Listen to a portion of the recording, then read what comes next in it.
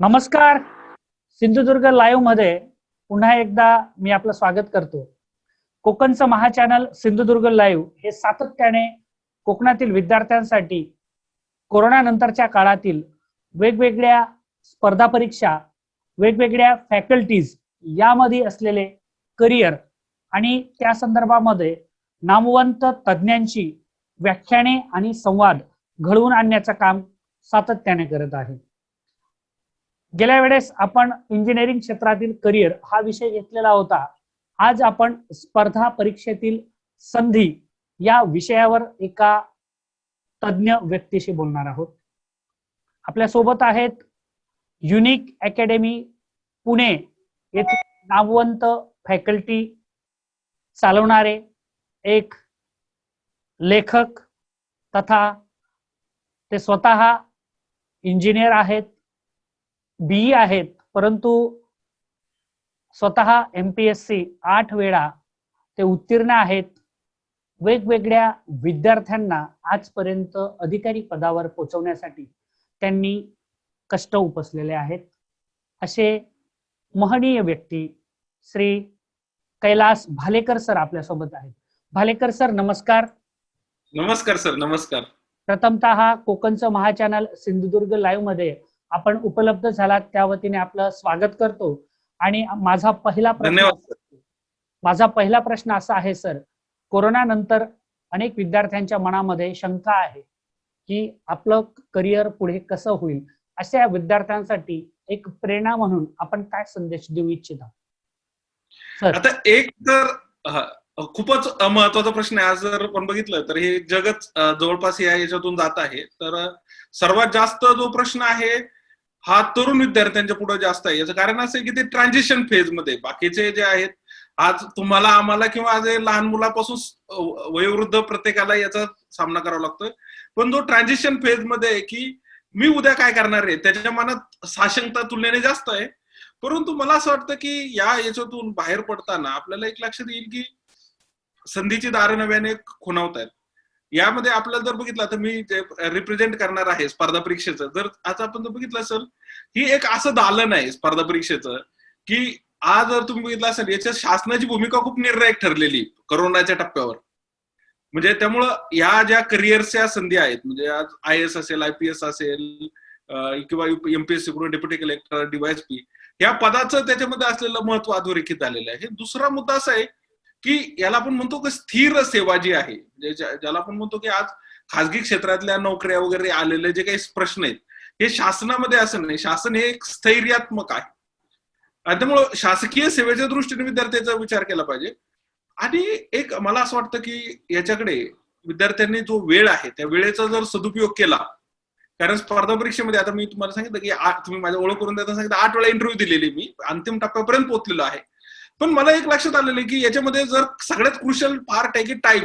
स्पर्धा परीक्षेच्या विद्यार्थ्याला नेहमी कमी पडतो तो टाइम पडतो. मी म्हणेल की आता जो वेळ मिळालेला आहे आपल्याला, तो वेळेचा जर आपण योग्य आणि सदुपयोग केला तर निश्चितपणे आपण आपलं करिअर भविष्य घडवू शकतो. आणि कसं आहे की भारत हे एक नवचेतना असलेलं ज्याला आपण नवा युवक आहे, तो एकदम सचेतन आहे. तो अशा संकटाला कधी डगबगत नाही. खरं तर तो नव्या प्रेरणा घेऊन त्या संकटावर मात करतो. आणि निश्चितपणे मला खात्री आहे की स्पर्धा परीक्षेमध्ये येणारा जो तरुण आहे किंवा तरुणी आहे ते अत्यंत एक सक्षम आहेत, उत्साही आहेत आणि निश्चितपणे याच्यातून ते मार्ग काढून आपलं करिअर घडवू शकतात. धन्यवाद सर. सर, अलीकडच्या काळामध्ये ग्रामीण भागातील विद्यार्थी हा स्पर्धा परीक्षेकडे अधिक वळताना दिसतो आहे. पूर्वीचा रिझल्ट आणि आताचा रिझल्ट यामध्ये फार तफावत आहे. कॉम्पिटिशन वाढलेली आहे. अशाही युगात आपण युनिक अकॅडमीच्या माध्यमातून जर रिझल्ट बघितला, सर्वात जास्त विद्यार्थी हे आपल्या अकॅडमीचे उत्तीर्ण होतात. म्हणून प्रथमतः आपलं अभिनंदन करतो. एक फॅकल्टी म्हणून आपण त्या क्षेत्रात स्वतःला झुकून दिलेलं आहे. सर, आपण स्वतः BE इलेक्ट्रॉनिक इंजिनियर आहात.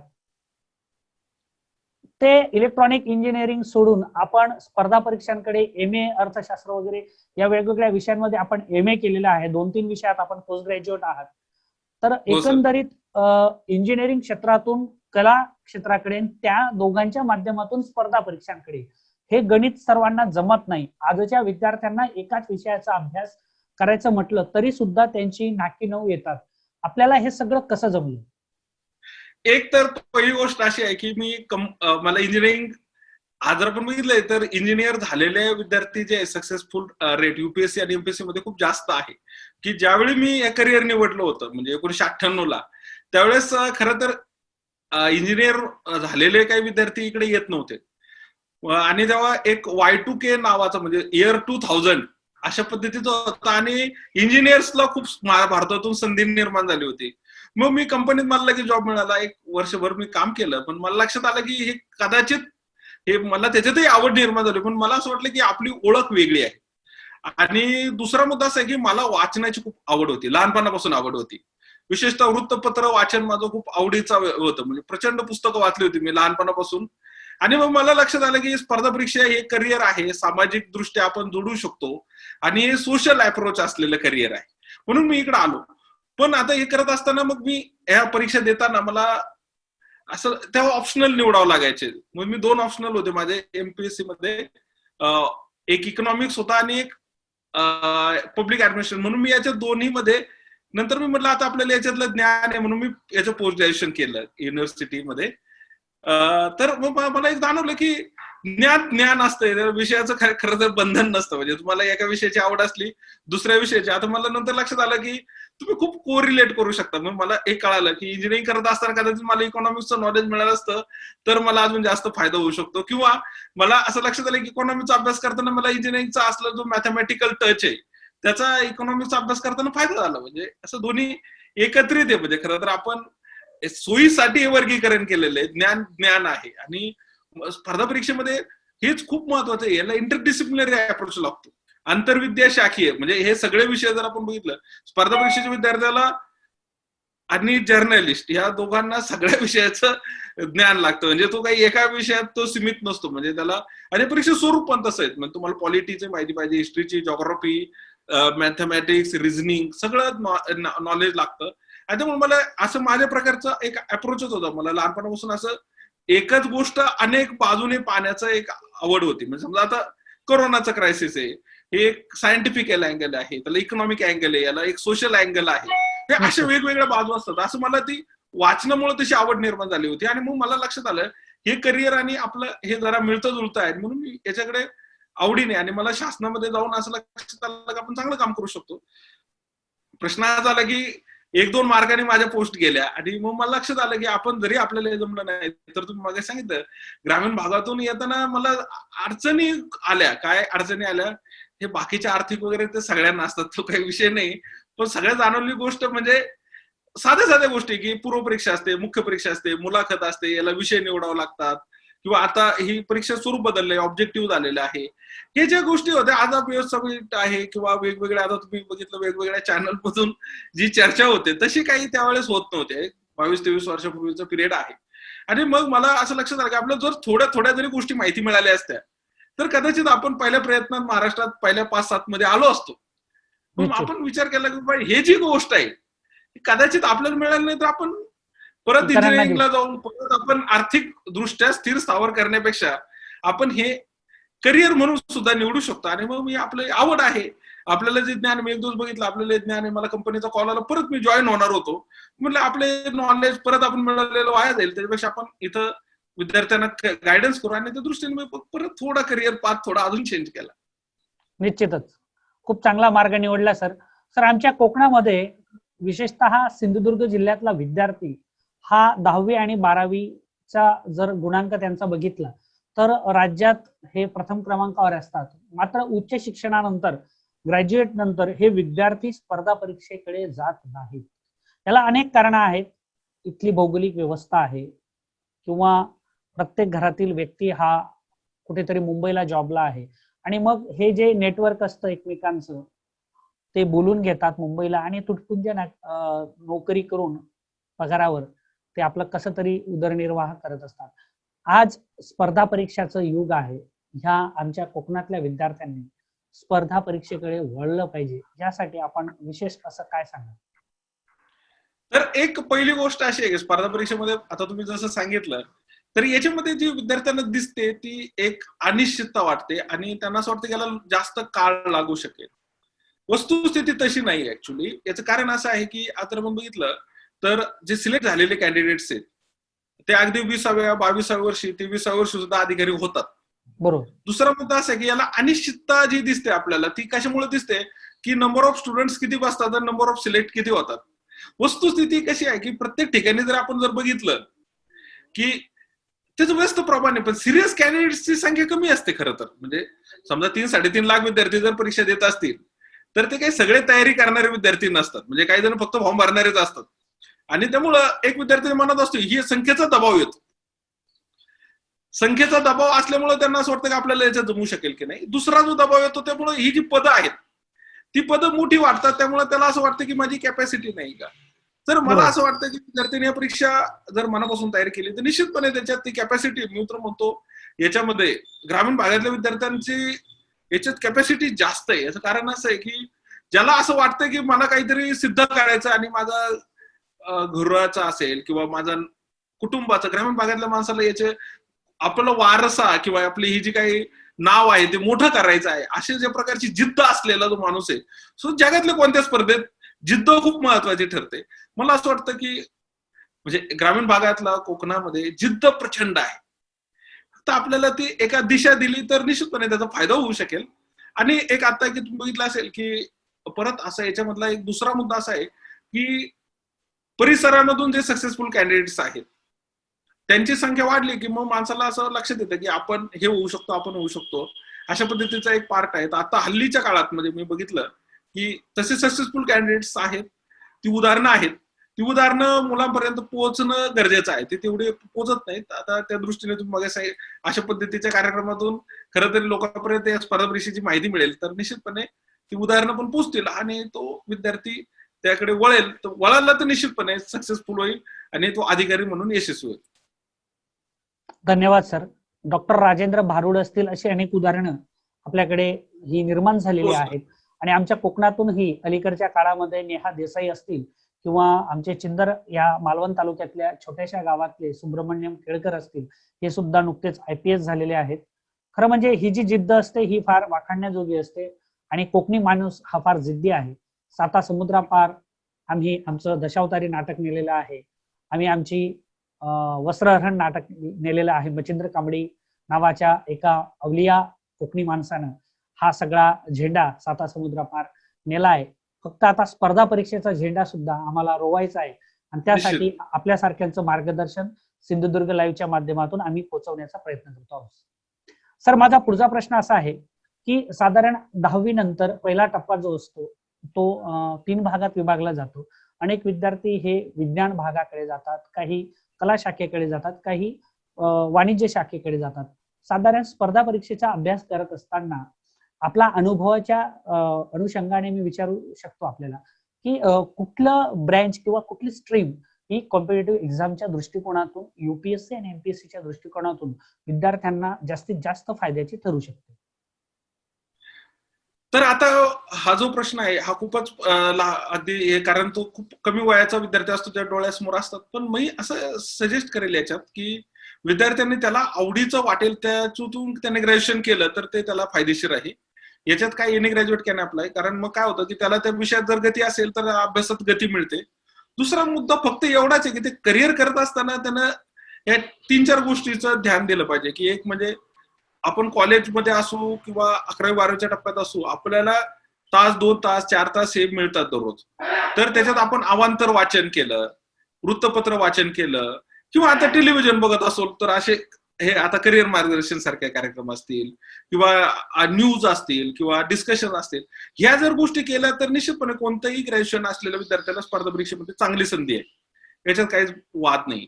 फक्त त्यांना त्या डोळ्यासमोर ठेवलं पाहिजे. आणि दुसरा याच्यात एक मुद्दा येतो की स्पर्धा परीक्षेमध्ये विद्यार्थ्याला एक प्रत्येक जण विचारत असतो, समजा नाही झालं तर काय, म्हणजे हा एक असतोच. म्हणजे तर त्याला एक असं त्याच्या आवडीचं करिअर असेल तर त्याला एक ग्रॅज्युएशन त्याचं जर आवडीचं असेल तर त्याला तो एक आधार असतो की मला माझ्या आवडीचं एक करिअर आहे आणि त्यामुळं मला तो एक बॅकअप प्लॅन म्हणून सुद्धा उपयोगी ठरू शकतो. तर मग मी असं म्हणेल की विद्यार्थ्यांनी ते निवडत असताना त्यांना असा विचार केला पाहिजे की मी ते ग्रॅज्युएशन करताना मला याच्यात चांगलं एक पॅशनेट कशात आहे किंवा चांगल्या पद्धतीने मी कसं ग्रॅज्युएशन करू शकतो हीच गोष्ट जास्त महत्वाची. पण ते करत असताना मात्र तो इंजिनिअरिंग करू, मेडिकल करू किंवा अगदी फार्मसी करू, आर्ट्स करू, कोणतेही करत असताना तो स्पर्धा परीक्षेमध्ये यशस्वी होऊ शकतो. आज जर आपण उदाहरणे बघितले तर अगदी एमडी झालेला विद्यार्थी पण आहे, झालेला आहे, बीए झालेला पण आहे, बी झालेला पण आहे, असं काही नाही. ते कॉलेजमध्ये करत असताना त्यांना त्याच्या आवडीच बघितलं पाहिजे आणि आपल्याला जमू शकेल का, हा एक पार्ट महत्वाचा. पण कोणतंही ग्रॅज्युएशन केलं तरी स्पर्धा परीक्षेसाठी त्याला सारखीच संधी आहे. निश्चितच. धन्यवाद सर. सर, अलीकडच्या काळामध्ये इंग्रजी मीडियम म्हणजे इंग्रजी माध्यमाच्या शाळांचा खूप पालकांच्या समोर बोलबाला आहे. अनेक पालक आपल्या मुलांना जिल्हा परिषद किंवा मराठी माध्यमाऐवजी इंग्रजी माध्यमांकडे नेतात. स्पर्धा परीक्षा दृष्टिकोनातून आपण काय सजेस्ट कराल? तर एक स्पर्धा परीक्षेला खरं तर भाषा नाहीची ऍक्च्युअली. कारण तुम्ही जर बघितलं पूर्व परीक्षा असेल, मुख्य परीक्षा असेल, याचं सगळं बायलिंग्वल असतं, मराठी आणि इंग्रजीत दिलेला असतो प्रत्येक प्रश्न. आणि युपीएससीला पण भाषेचं असं काही नाही. तर आपल्याला जे इझिली असेल ते केलेलं बेटर आहे. याच्यामध्ये नॉलेज गोष्ट खूप महत्वाची आहे आणि कॅन्डिडेटचा सगळ्यात महत्वाची पकड असलेली गोष्ट. आम्ही तर उलट असं बघतोय की अगदी सगळ्या जिल्हा परिषदेच्या शाळेतून झालेल्या विद्यार्थ्यांची सिलेक्ट झालेल्या मध्ये संख्या प्रचंड आहे. कमी जास्त म्हणण्यापेक्षा प्रचंड संख्येने होतं. त्यामुळं अगदी त्याचं काही बंधन घेण्याची काहीच गरज नाही. दुसरा मुद्दा असा आहे की इंग्रजी हे काही त्या इंग्रजी माध्यमातूनच शिकलेल्या माणसाचं इंग्रजी चांगलं असतं असं काही नाही. म्हणजे अगदी भाषा ही आपण लहानपणापासून बिल्ट होत असते. म्हणजे आता असे कित्येक विद्यार्थी आहेत की ते ग्रॅज्युएशन मध्ये किंवा पोस्ट ग्रॅज्युएशन मध्ये सुद्धा त्यांनी इंग्रजीवर प्रभुत्व प्रस्थापित केलेलं आहे. तर माझं वैयक्तिक सांगायचं म्हणजे माझं म्हणजे संपूर्ण शिक्षण 10वी पर्यंत मराठी माध्यमातून झालेलं आहे. नंतर मी सगळं कॉलेज असेल किंवा आता परीक्षेमध्ये इंग्रजीतून अभ्यास केला. मला काही असं काही प्रॉब्लेम वाटला नाही. खरं तर तो काही विषय नाहीये. उलट त्या विद्यार्थ्यांनी आपल्याला जे सहजपणे जमू शकेल आणि आपल्याला जे त्या याच्यामध्ये ते त्या भाषेतून शिकलेलं जास्त बेटर आहे. याच्या स्पर्धा परीक्षेमध्ये याची खरं तर काही भाषा नाही, ज्ञान हीच याची भाषा आहे. आणि ज्ञान आपल्याला कोणत्या भाषेतून आपण चांगलं अवगत करू शकतो ही गोष्ट जास्त महत्वाची आहे. धन्यवाद सर. सर, अनेक विद्यार्थ्यांच्या मनामध्ये शंका असतात, न्यूनगंड असतो की स्पर्धा परीक्षा हा लॉंग टर्म किंवा लॉंग स्पेस आहे. आपल्या मगाशी आपण सांगितलं की हीच भीती मनाशी बाळगून विद्यार्थी शॉर्टकट कीज वापरतात आणि तुटपुंज्या नोकरी करून कसं तरी आपलं करिअर निवडत असतात. आमच्या कोकणातील अनेक विद्यार्थ्यांची आर्थिक परिस्थिती ही तशी फारशी बरी नसते आणि त्यामुळेच हे गोवा असतील किंवा मुंबई असतील किंवा इतर ठिकाणी ते जॉब करतात. सर, अशा विद्यार्थ्यांना एक स्थिरता प्रदान करण्यासाठी आपण मौलिक सल्ला द्यावा असं मला वाटतं. तर 3 गोष्टी आहेत. एक मुळात म्हणजे स्पर्धा परीक्षेचं करिअर. आता याच्यात स्पर्धा आहे म्हटल्यानंतर अनिश्चितता असणार आहे. याच्यात काही मी I am very clear about it.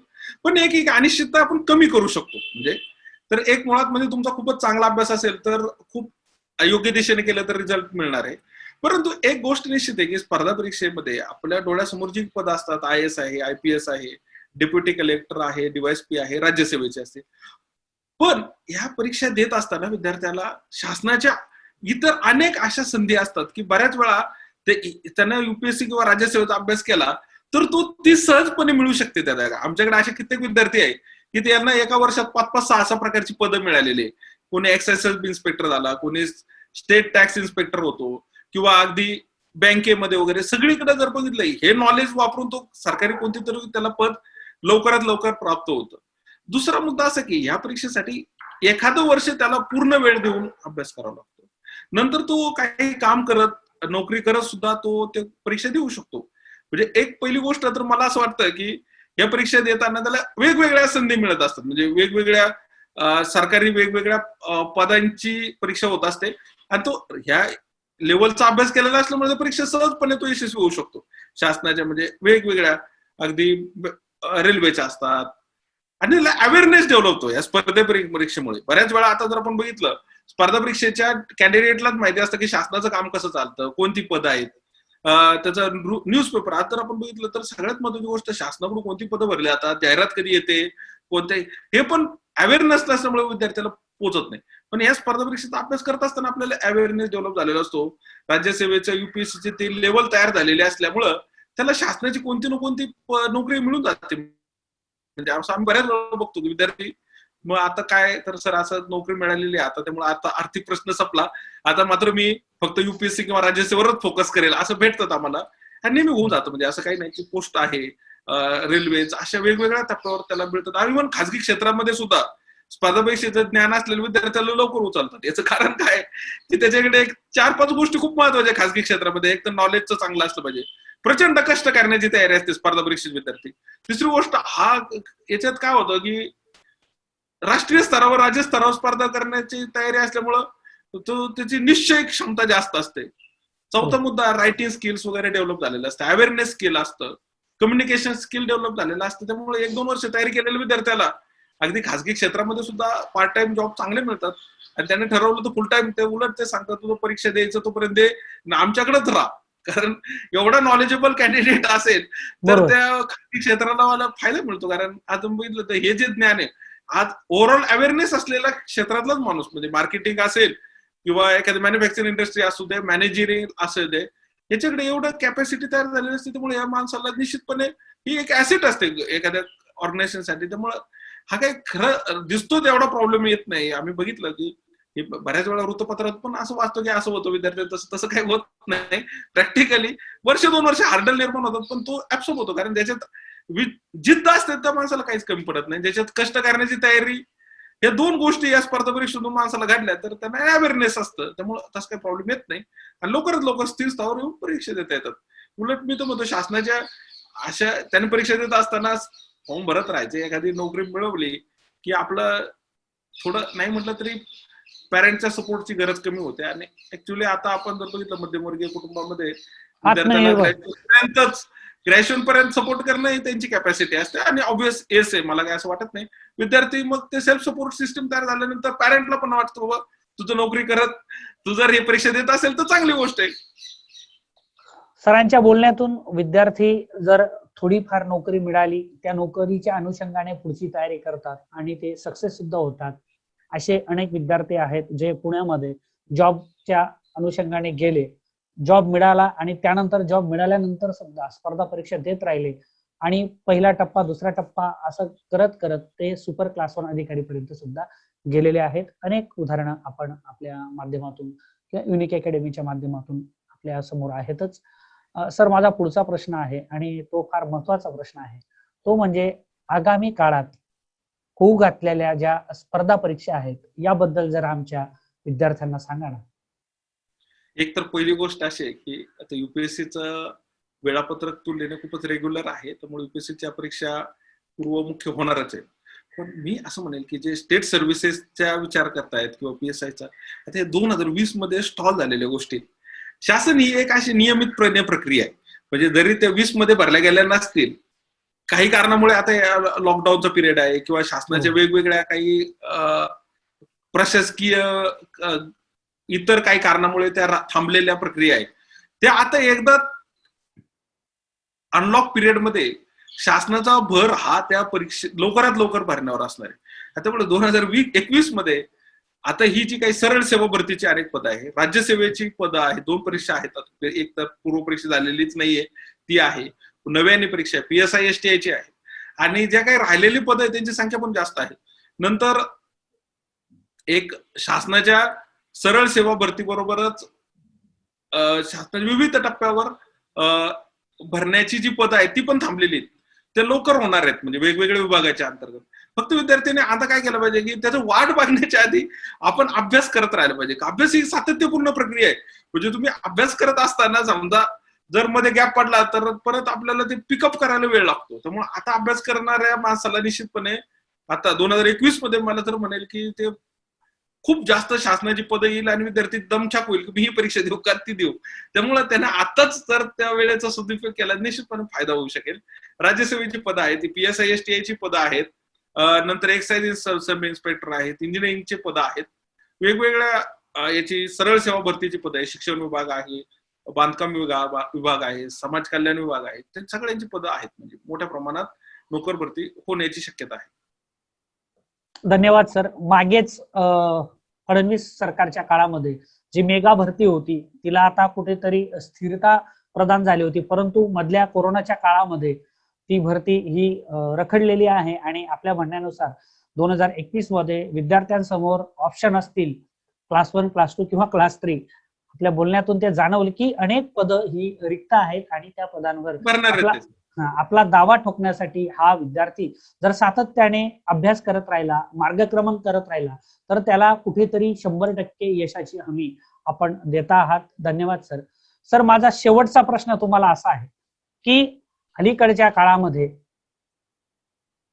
टक्केवारी जी आहे इतर स्पर्धा परीक्षेच्या दृष्टिकोनातून आणि स्टाफ सिलेक्शन, बँकिंग आणि रेल्वे ह्या ज्या मुख्य परीक्षा असतात जिथे आपल्याला ऑपॉर्च्युनिटीज खूप चांगल्या आहेत आणि ज्या केंद्र सरकारच्या नोकऱ्या आहेत, आपला महाराष्ट्र विद्यार्थी जो आहे, महाराष्ट्रातील विद्यार्थी जो आहे, हा महाराष्ट्रातील विद्यार्थी या स्पर्धा परीक्षांकडे बी सिरियसली बघत नाही. आणि म्हणून रेल्वे असतील किंवा स्टाफ सिलेक्शन असेल किंवा बँकिंग क्षेत्र IBPS असतील, यामध्ये उत्तर भारतीय आणि दक्षिण भारतीय हे अधिक प्रमाणात बघायला मिळतात. मात्र महाराष्ट्राचा टक्का हा घसरतोय. आज महाराष्ट्रात तरुणांची संख्या खूप आहे, महाराष्ट्रात ग्रॅज्युएट झालेल्यांची संख्या खूप आहे. अशा स्पर्धा परीक्षांना सामोरे जाण्यासाठी मानसिकता बदलण्याची गरज आहे. अशा आपल्या महाराष्ट्रातील तमाम विद्यार्थ्यांना आपण काय मार्गदर्शन कराल? एक तर पहिली गोष्ट अशी आहे की मला असं म्हणायचं की स्पर्धा परीक्षा दिल्याशिवाय तर आपल्याला पोस्ट मिळणार नाही. म्हणजे एक तर विद्यार्थ्याने आपण स्वतः आपल्याला कमी नाही समजलं पाहिजे. मला सगळ्यात महत्वाचा मुद्दा वाटतो. म्हणजे हा न्यूनगंड काढून टाकला पाहिजे. दुसरी गोष्ट, आपल्या एक महाराष्ट्र हे प्रगत राज्य आहे. मी संपूर्ण भारत फिरलेलो आहे. आपली एज्युकेशन सिस्टम बेस्ट आहे. त्यामुळे आपलं हे जे प्रगत राज्य आहे, आपली शिक्षण व्यवस्था खूप चांगल्या दर्जाची आहे. आपल्या जर आपण बघितलं याच्या शिक्षण पद्धतीमध्ये जे स्किल्स आहे ते आपल्याकडे खूप चांगल्या पद्धती, त्यामुळे तो विद्यार्थी राष्ट्रीय स्तरावर कमी पडण्याची काही शक्यता नाही. प्रश्न हा आहे की ते आपण, एक तर पहिली गोष्ट, तेवढ्या संख्येने त्या विद्यार्थ्यांनी परीक्षा दिल्या पाहिजे. दुसरा मुद्दा असा आहे की विद्यार्थ्याच्या मनात अनावश्यक काही गोष्टी असतात की मग आपल्याला दुसऱ्या राज्यात जावं लागेल का, तिसऱ्या राज्यात. तसं नाही. ऍक्च्युली बरीचशी जी पदं आहेत ती तुम्हाला त्या टप्प्यावर आपल्या ठिकाणी मिळतात. जर बघितलं तर की आपण महानगरांची संख्या महाराष्ट्रात खूप जास्त आहे. ही बरीचशी पदं तर त्या आता मुंबई सारख्या शहरातच असतात. इन्कम टॅक्स आहे किंवा याच्यात रेल्वेचे आहेत. या जागाच इथं, ही पदं जास्त असल्यामुळे साहजिकच विद्यार्थ्याला तिथं पण संधी मिळणार आहे. त्यामुळे विद्यार्थ्यांनी विचार न करता परीक्षा दिल्या पाहिजेत. एज्युकेशन सिस्टम आपले चांगले, तो यशस्वी होणारच आहे. आणि या सगळ्या परीक्षेसाठी लागणारे जे स्किल सेट आहे, रिझनिंग आहे किंवा अवेअरनेस टेस्ट आहे, लँग्वेज आहे, समजा इंग्लिशचं ज्ञान, चांगलं आहे. म्हणजे विद्यार्थ्यांचे आम्ही आता बघतो, आम्ही over a period of time आता त्याच्यात आहे. तर विद्यार्थ्यांकडे हे स्किल चांगलं आहे. आपल्या एज्युकेशन स्किल्स चांगले आहे. आपल्या स्कूल्स खूप चांगल्या आहेत महाराष्ट्रातल्या, म्हणजे खरंच चांगल्या आहेत. म्हणजे तर त्यामुळे ते विद्यार्थ्यांचे ते जे बाकीच्या राज्यामध्ये त्यांना तो बिल्ड करण्यासाठी वेळ लागतो, तो आपल्याला लागत नाही, पटकन होऊ शकतो. फक्त थोडा या अवेअरनेस वाढण्याची गरज आहे. आपण प्रयत्न करत आहे. आम्ही युनिक अकॅडमीतून यासाठी सातत्याने प्रयत्न करत आलेले. आम्ही अगदी ग्रामीण भागामध्ये अगदी तालुका पातळीपर्यंत जाऊन पोहोचून सेमिनार घेतलेले आहेत. अजूनही आम्ही त्या ठिकाणी अवेअरनेस वाढवण्याचा प्रयत्न करत आहोत. आता तुम्ही ह्या चॅनल मधून सुद्धा विद्यार्थ्यांना हे देण्याचा प्रयत्न करते, माझ्यासाठी खूप चांगली गोष्ट आहे. खरं तर हे अवेअरनेस पण गरजेचं आहे. पण विद्यार्थ्यांनी निश्चितपणे त्यांचा वेळेचा वापर योग्य पद्धतीने केला आणि एक ऍस्पिरेशन बिल्ड करणं गरजेचं आहे. आपल्याला काहीतरी बनायचंय जीवनात, असा जर विचार केला, अधिकारी जर बघितलं तर हा अधिकारी हा घडत असतो. खरं तर त्यांना जर स्वतः आपण त्याच्या प्रत्येकात तेवढी कॅपॅसिटी असते. आपल्याला आपल्या क्षमतेचा, आपण रस्त्यावर आल्यानंतर किंवा आपण रस्ता म्हणण्यापेक्षा आपण त्या टप्प्यावर आल्यानंतर आपल्याला क्षमतेचा प्रत्यय निर्माण होऊ शकतो. आणि मी आता जर बघितलं असेल, आता तुमच्या चॅनलच्या माध्यमातून मी आलेलो आहे. मी एकदम, माझं गाव जे आहे 1,500 लोकसंख्येचं खेडं गाव आहे.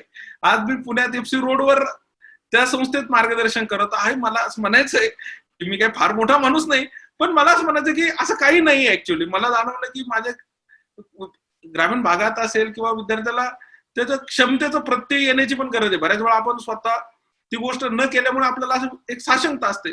आपण कॅपॅसिटी असते पण ती वापरली तर ती कॅपॅसिटीचा प्रत्यय येतो. विद्यार्थ्यांनी ती कॅपॅसिटी वापरली पाहिजे.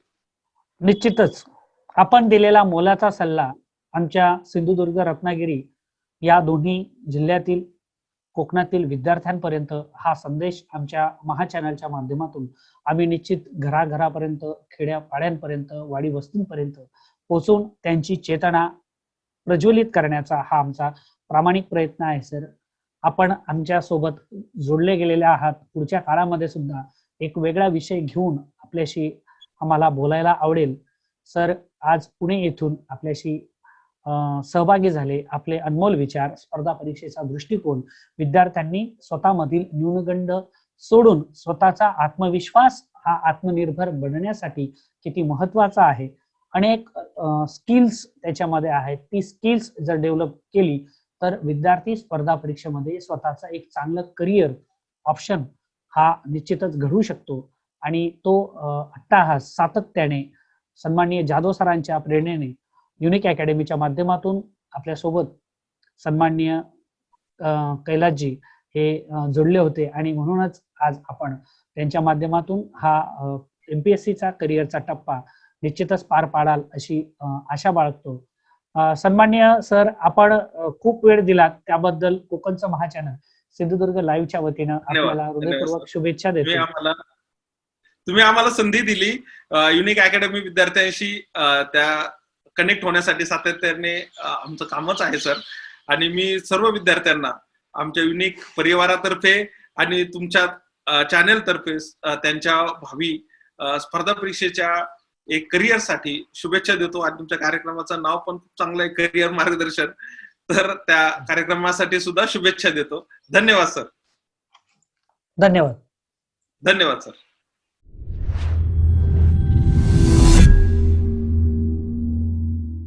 तुम्हाला जर हा व्हिडिओ आवडला असेल तर लाईक करा, शेअर करा आणि सबस्क्राईब करायला विसरू नका.